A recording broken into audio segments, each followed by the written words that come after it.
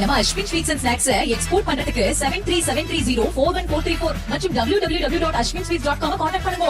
திட்வா புயல் எதிரொலியாக மாமல்லபுரம் கடற்கரையில் கடல் சீற்றம் அதிகமாக காணப்படுவதால் மண் அரிப்பு ஏற்பட்டிருக்கிறது. இதனால் பாதுகாப்பு கருதி படகுகள் பாதுகாப்பான இடத்தில் நிறுத்தி வைக்கப்பட்டிருக்கின்றன. இது பற்றிய விவரங்களை நம்முடைய செய்தியாளர் பிரகாஷ் வழங்கலாம் கேட்கலாம். பிரகாஷ், மேலும் விவரங்கள். வணக்கம் சாம்.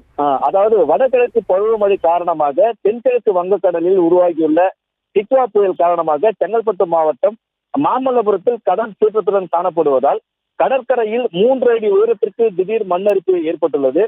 இதனால் பரபரப்பு நிலவி வருகிறது. மேலும் மாமல்லபுரம் முதல் புதிய கல்பாக்கம் வரை கடற்கரை பகுதி மீனவ குப்பங்களில் கடற்கரை பகுதியோரம் உள்ள மீனவர் குப்பங்களில் சுமார் 3000க்கும் மேற்பட்ட மீனவ குடும்பங்கள் வசித்து வருகின்றனர். இவர்களுக்கு மீன்பிடி தொழில் மட்டுமே வாழ்வாதாரமாக விளங்கி வருகிறது. இப்பகுதி மீனவர்கள் திரும்பவும் அதிகாலை கடலுக்கு சென்று மீன்களை பிடித்து வந்து விற்பனை செய்து வழக்கம். இந்த நிலையில இன்று மாமல்லபுரம் கடற்கரை பகுதியில் கடல் சீக்கிரமாக காணப்படுவதால் சுமார் 4 அடி உயரத்திற்கு கடல் அலை எழும்பி கரையை நோக்கி வேகமாக வந்து செல்கிறது.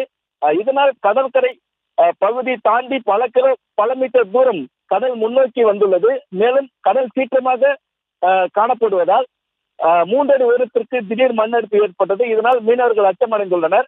மேலும் தொடர்ந்து தங்களது மீன்பிடி படகு மற்றும் வலைகளை பாதுகாப்பான இடத்தில் வைத்துள்ளனர். இதனால் கடற்கரை பகுதி பரபரப்பாக நிலவியது. மாமல்லபுரத்தை பொறுத்தவரை வானம் மேகமூட்டத்துடன் காணப்பட்டு 40 கிலோமீட்டர் வேகத்தில் காற்று சுழன்று வீசி வருகிறது. விவரங்களுக்கு நன்றி பிரகாஷ். நம்ம Ashwin sweets and snacks export பண்றதுக்கு 7373041434 மற்றும் www.ashwinsweets.com கான்டாக்ட் பண்ணுங்க.